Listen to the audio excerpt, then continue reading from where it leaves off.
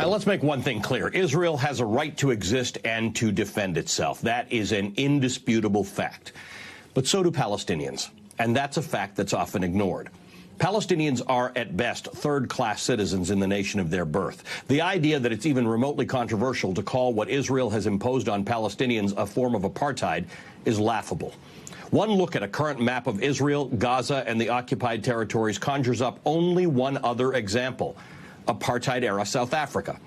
The Israeli government, on an ongoing basis, declares parcels of land on which Palestinians live to be either of military or archaeological importance, causing residents to be evicted.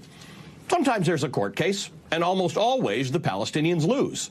Yet months or weeks later, that same important land suddenly becomes home to a brand new Israeli settlement. As more and more Jewish settlers take over land on which Arabs live, the occupied West Bank becomes de facto more Israeli and, in the explicit hopes of the Israeli government, more Jewish. This is a long-standing attempt and a deliberate attempt to force Arabs who have lived in that land, sometimes for hundreds of years, out. It's an attempt to dilute their presence, because to have Arabs as full participants is, in the opinion of the Israeli government and their courts, diluting Israel.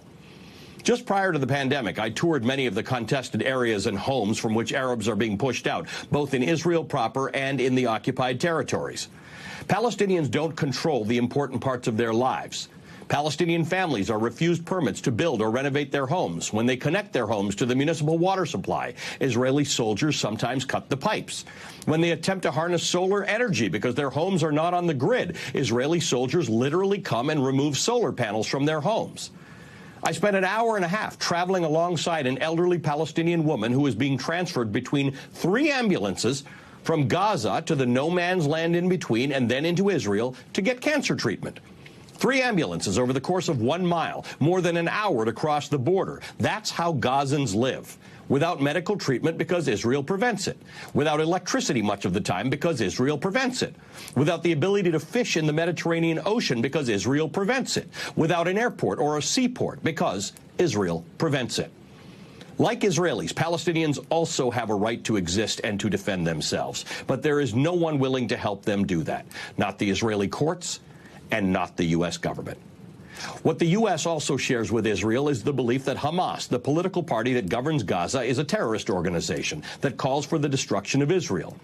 Hamas is supported by the majority of Palestinians in Gaza. Hamas may not be in the best long-term interests of the Gazans, but peace hasn't really worked out for them. Faced with an Israeli government which pens them into what has been called the world's largest open-air prison, they have chosen a government that most of us wouldn't prefer, one that is not given to negotiation and moderation and respect for its neighbor. Israel needs a new approach to the Palestinians, and America needs a new approach to Israel. After more than 7 decades of not just being deprived of land from which they were evicted, Palestinian frustration runs deep. It may be worth going deeper than what you may hear inside your bubble and understanding the depth to which the Palestinian people are subject to apartheid in their own land, deprived of basic necessities, and subject to relentless civil rights violations. This is not a secret. It's out there for you to see. You just have to look for it.